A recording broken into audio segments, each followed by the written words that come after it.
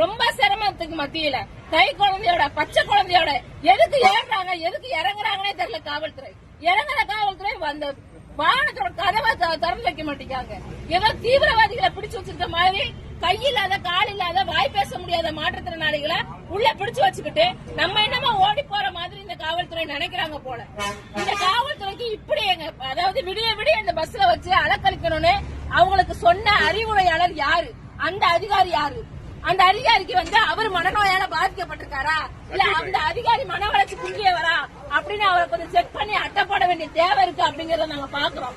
எங்க ரொம்ப உண்மையிலே ரொம்ப மன வருத்தம். விடியல் அரசு சொல்லி விடியாத ஒரு இரவு எங்களுக்கு காட்டிட்டு இருக்காங்க. இரவு ஃபுல்லா எங்களை சுத்தி வச்சுட்டு இருக்காங்க.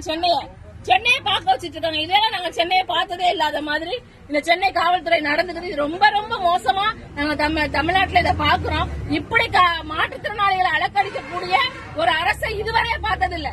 ஜனநாயகம் குழி தோண்டி புதைச்சிட்டாங்க இந்த அரசு அப்படிங்கறதான் நம்ம சொல்ல வேண்டியது. எல்லாருக்கும் ஷேர் பண்ணுங்க அப்படிங்கறதான் தோழர்.